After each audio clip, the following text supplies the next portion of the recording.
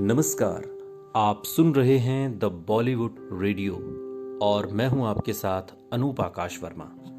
दोस्तों, ये किस्सा गुजरे जमाने की मशहूर अदाकारा 100 बरस की उम्र पाने वाली एक बच्ची जोहरा सहगल की कहानी है। फिल्म इंडस्ट्री में 2 दशक बिता चुकी करीना कपूर ने एक बार कहा था कि वो जोहरा सहगल जैसा फिल्मी करियर चाहती हैं। जोहरा सहगल का यही करिश्मा है कि आज की सफलतम अभिनेत्रियों में शुमार करीना भी उनसे प्रेरित हैं और 80 साल की उम्र में उनकी तरह कैमरे के सामने खड़े होने का ख्वाब देखती हैं। जोहरा सहगल के करिश्माई होने की शायद एक सबसे महत्वपूर्ण वजह यह थी कि 102 साल की उम्र में जब उन्होंने दुनियावी मुश्किलों को अलविदा कहा, तब भी वो उतनी ही खुशदिल और जीवंत थीं जितनी अपने 80 बरस के करियर में रहीं। जिंदगी के पूरे 80 साल जोहरा सहगल ने अभिनय और नृत्य किया।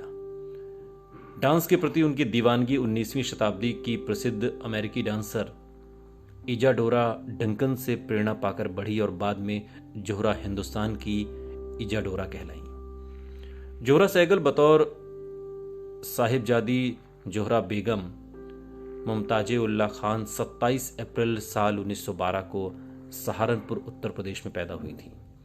मां ने बिल्कुल सही नाम दिया था, जोहरा। जोहरा का मतलब होता है एक हुनरमंद लड़की, लेकिन ये हुनरमंद लड़की एक खुशकिस्मत लड़की नहीं थी। बहुत छोटी उम्र में उन्होंने अपनी मां को खो दिया था। मां की आखिरी इच्छा थी कि बेटी ग्रेजुएशन करे, सो जोहरा सहगल ने साल 1929 में मैट्रिक पास की और 1933 में लाहौर के क्वीन मैरी कॉलेज से ग्रेजुएशन किया। कॉलेज की पढ़ाई और उम्र के 25 बरस पूरी कर चुकी जोहरा सहगल अब तक इजाडोरा डंकन के नृत्य का जादू उनके सिर पर चढ़ चुका था, लेकिन एक रूढ़िवादी सुन्नी मुस्लिम परिवार, जिस पर रामपुर के शाही घरानों में से जो एक हो, कैसे अपने खानदान की लड़की को नाचने गाने की इजाजत देता। लेकिन जोहरा जोहरा थी। उस वक्त उन्होंने अपने परिवार की एक नहीं सुनी और भविष्य में कभी किस्मत की भी नहीं मानी। जोहरा रिश्तेदारों के साथ पहले विदेश यात्रा पर गईं और बाद में जर्मनी के एक मशहूर डांस स्कूल में दाखिला लिया। यहां से जो सिलसिला शुरू हुआ उसे साल 1935 में रफ्तार मिली, जब वो पंडित उदय शंकर की नृत्य मंडली में शामिल हुई। बैले डांसर पंडित उदय शंकर प्रसिद्ध सितार वादक पंडित रविशंकर के बड़े भाई थे। पंडित उदय शंकर के साथ उन्होंने जापान, सिंगापुर, रंगून और दुनिया भर के तमाम देशों में अपनी प्रस्तुति दी।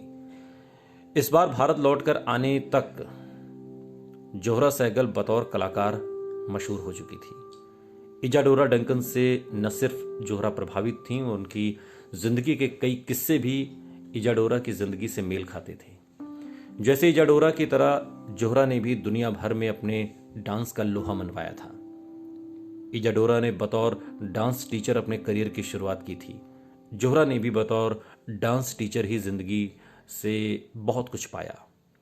साल 1939 में उदय शंकर ने अलीगढ़ में उदय शंकर सांस्कृतिक केंद्र खोला था, जहां जोहरा सहगल युवाओं को डांस सिखाती थी और यहीं पर इंदौर से आए उनके एक छात्र कामेश्वर सहगल से उन्हें इश्क हो गया।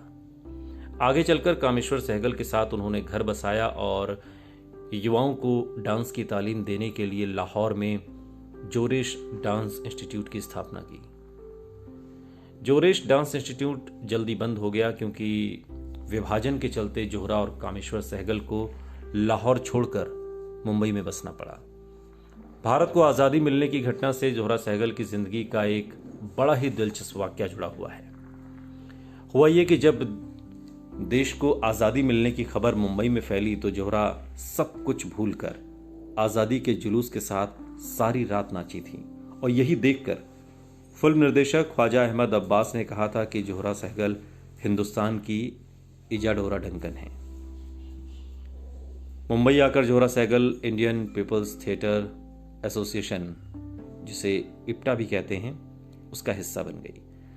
मुंबई में उस समय थिएटर और सिनेमा साथ साथ तरक्की कर रहे थे और इप्टा के बाद जोहरा पृथ्वी थिएटर से भी जुड़ी।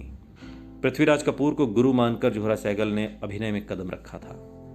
साल 1946 में उन्होंने इप्टा की मदद से बनी चेतन आनंद की फिल्म नीचा नगर में अभिनय किया। कान फिल्म महोत्सव में पुरस्कार जीतकर अंतर्राष्ट्रीय पहचान बनाने वाली ये पहली भारतीय फिल्म थी। इसके बाद जोहरा सहगल ने इप्टा और पृथ्वी थिएटर के साथ कई नाटक किए, साथ ही कई हिंदी फिल्मों के लिए कोरियोग्राफी भी। हालांकि किस्मत से जोहरा की आंख मिचौली अभी भी जारी थी। कामेश्वर सहगल कला विज्ञान के जानकार थे और प्रतिभावान व्यक्ति थे, लेकिन उनकी प्रतिभा ने कभी सफलता का स्वाद नहीं चखा था और इस बात से कामेश्वर अवसाद में रहने लगे, परेशान रहने लगे और आखिरकार उन्होंने साल 1959 में खुदकुशी कर ली। अब जोहरा सहगल अकेली रह गईं। यह अकेलापन भी उनकी और इजाडोरा डंकन की कहानी में एक जैसा है।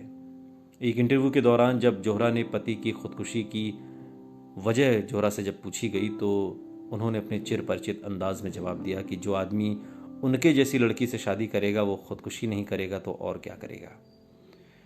जोहरा की यही जिंदादिली थी और इसमें वे इजाडोरा से भी आगे निकलती हुई दिखाई देती हैं।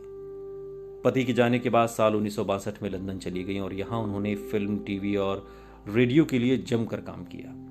इस दौरान उन्होंने कुछ उल्लेखनीय अंग्रेजी फिल्मों जैसे नेवर से डाई, रेड बिंदी, पार्टीशन और तंदूरी नाइट्स में काम किया।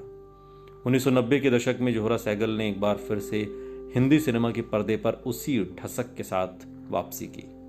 दिल से हम दिल दे चुके सनम, वीर जारा, चीनी कम, सांवरिया जैसी फिल्में की। हिंदुस्तान की इजाडोरा डंकन जोहरा सहगल ने 80 बरस का यह सफर कितनी गर्मजोशी से जिया था, कितनी गर्मजोशी से पूरा किया था, इसे महसूस करने के लिए आप जोहरा सहगल के 100वें जन्मदिन की एक तस्वीर याद कर सकते हैं और इसमें वो केक काटने के लिए चाकू उठाए दिखाई दे रही हैं। उस दिन जोहरा ने चाकू भी कुछ यूं उठाया था मानो चाकू नहीं खंजर हो, वक्त का खंजर, जिसे वो अपने 100 बरस के संघर्षों के सीने में घोंप देना चाहती हैं। जोहरा ऐसी ही जिंदा दिल थीं और इसलिए उन्हें 100 बरस की बच्ची और सदी की लाडली जैसे तमगे दिए गए। वाकई जोहरा सहगल ऐसी ही थी।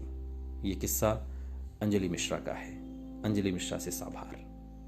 सुनते रहिए द बॉलीवुड रेडियो, सुनता है सारा इंडिया।